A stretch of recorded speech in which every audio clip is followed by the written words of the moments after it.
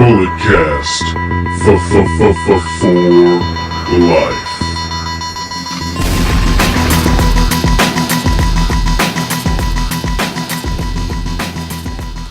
This is awesome. This is awesome. 10, 9, 8, 7, 6, 5, 4, 3, 2, 1.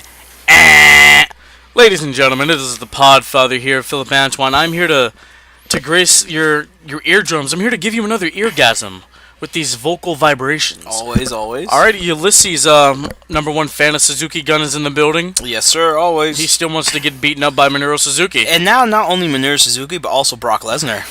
No, I told you that can't be brought up here. Absolutely not. Ladies and gentlemen, the point of me saying those things and counting down, well, because I want to talk about fans taking over shows, heckling wrestlers, just going into business for themselves. Yep. I'm not a fan of it. I'm really not. Mm-hmm. I mean, this is really have to do with what happened at Extreme Rules. Yep. I mean, seriously, Rollins and Ziggler, two best in the company. They're in my top three for the favorites in the company right now. All right, number one's AJ Styles. Obviously, he's the WWE champion, but still, I look at it like this: the Intercontinental title hasn't main evented a really big event since 1992 SummerSlam, Wembley Stadium, Bulldog and Brett. Yep. I'm very disappointed in the crowd. Like, come on, guys! Like, Roman wasn't in the main event. He was nowhere near it. Like, Vince wasn't even there. Hunter booked the card. Roman was in the kind of a mid card, and the two of the best workers in the company main evented for what is one of the most prestigious championships in the history of this sport. Like, come on, guys. Mm-hmm. It really makes me sick. Like, they were chanting that. There was, I think, a Rusev Day chant at the beginning. I heard a little we have beach ball chant, but I didn't see any beach balls. Like, really, guys, like, going into business for yourselves, like, look, when you are there, look, you bought your ticket, you can say whatever you want, sure. But look, you are there to enjoy what is going on in the middle of that ring, whether it's a promo, whether it's a segment, or whether it's a match. All right? And, this is the case at indie shows as well. Yep. You know? A lot of indie shows nowadays, they get hijacked by people that probably aren't there to watch the matches. They're just there to, get famous or whatever, or to interrupt the art that's going on inside the ring. Yeah. It's really ridiculous. Mm-hmm. And there are some chants that just, are chanted for absolutely no reason. Like, I was at every APW show I go to, really, I love APW to death. But, some of the fans, a guy will do a suicide dive. And this is awesome. I'm like, all right, calm down. He did a dive outside. It was nothing elaborate. It was a simple dive. Let's calm the F down. Mm-hmm. Okay?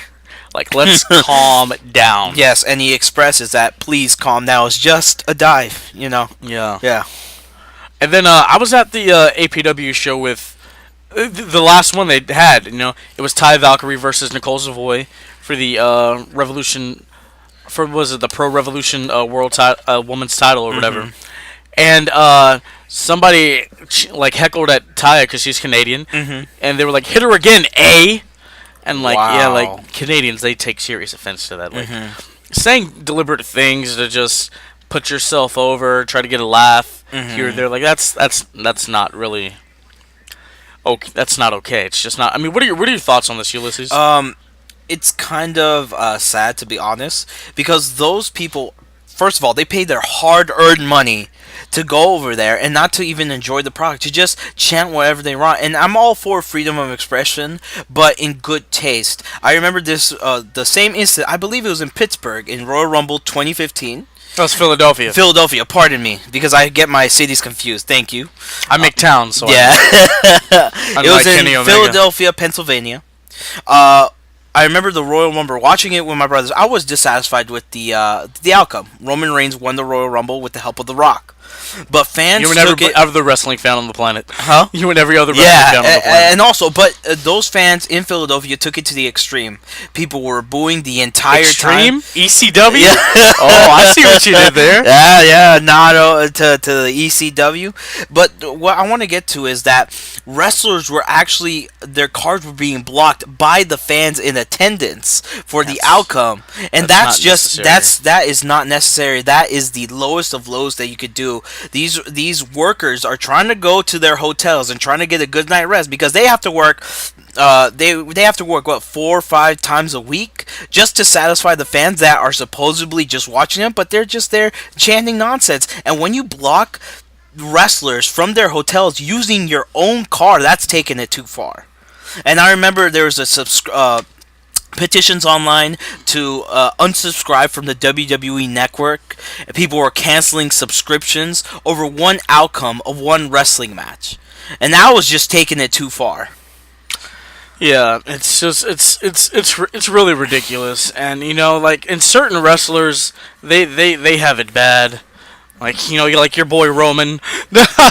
Your boy Roman. Roman, he has it bad. Cena had it bad for a while. Yeah. It's just like really like, and then going back to because Seth Rollins put on Twitter that he just put the countdown, because like that was his way of saying really, Yeah. that's what you want to do while I'm having this match, and it happened to him once before at SummerSlam 2016, and when they unveiled the Universal Championship and it was red and people booed it out of the building. Like, I have my personal thoughts about it, but I've seen it live. I haven't booed the championship.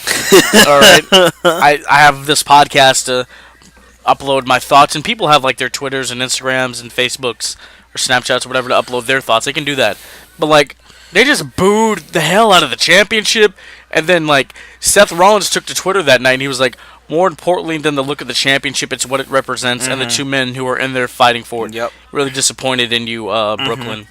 And yeah, I mean, I was disappointed too. Like, come on, guys. Like, the match was good. It was good. It was Finn Balor versus Seth Rollins. It was correct? Prince Devitt versus Tyler Black. Like, it was amazing. Like, come on, guys. Any indie fans' dream match right there. Yeah, exactly. Like, really, what are we doing, dude? Like, that's not right, man. Yeah. You're right, Podfather. It isn't right. There always is a time and place for that type of heckling, especially when, like, if the heel did a dastardly thing and is beating on the face, then you could boo. Like, there's certain instances where you could do that. And then, like, sometimes crowd reactions result in, like, the guy's performance in the match.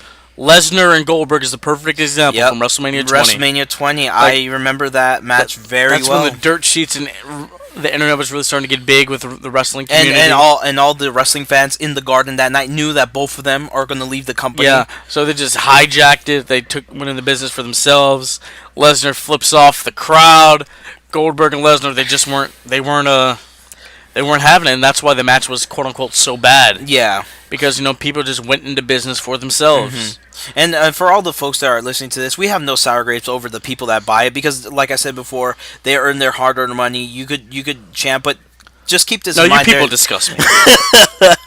Straight up, but keep in mind that there are, you have to have some courtesy for the people that are watching in the ring because they're busting their hump. They're risking their lives. Really? I think it's another thing.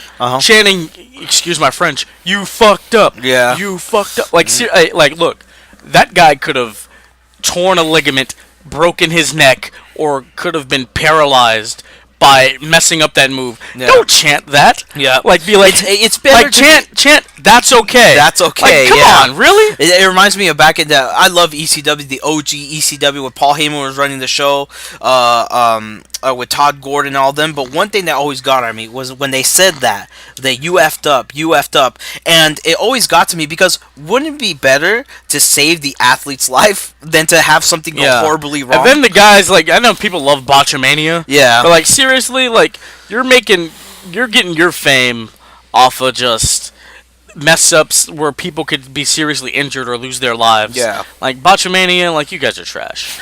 I said it here first. The Podfather you can- said it first. You can come after me. I don't care. Yeah. But yeah, man, just really hijacking shows with your incompetent your asinine chants. There we go. Throw a big word out there. Yeah, and to be honest, like I said before, there's a time and place. But during a stellar match between Dolph Ziggler and Seth Rollins, a 30-minute Iron Man match, I didn't That went see the into show. overtime. I would have been salivating on the edge of my seat.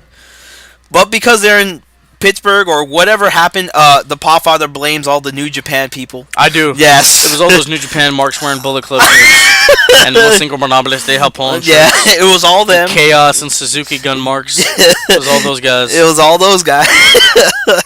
But just the point of it that me, myself, and the Podfather are trying to make, please be respectful to the athletes. Yeah, come on, guys. Like, Yeah. seriously, show some respect. And, like, they only have so many bumps on their bump card. Yeah. And they were using them for you live in attendance. Yeah. Like, come on, man. Yeah, and you got to remember that these wrestlers also have something called feelings, and they Yeah. can have their feelings hurt, and you know that affects their performance.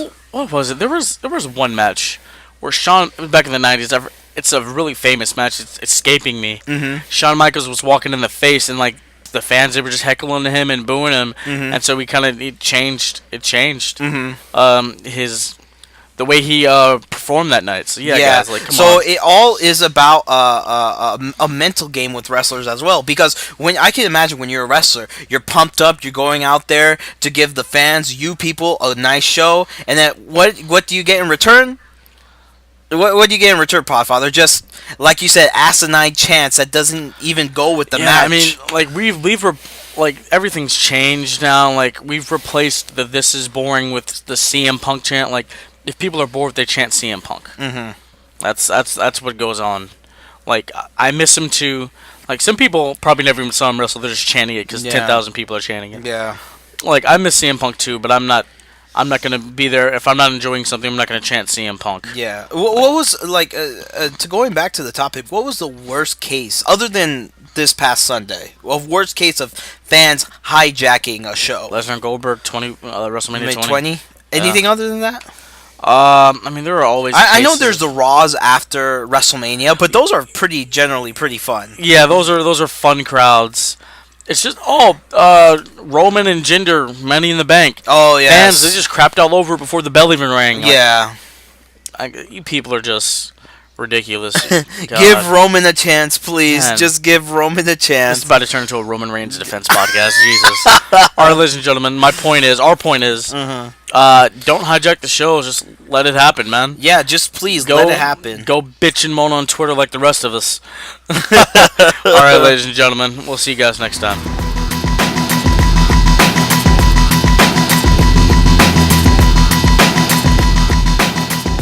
This has been the Bulletcast. Thank you for listening.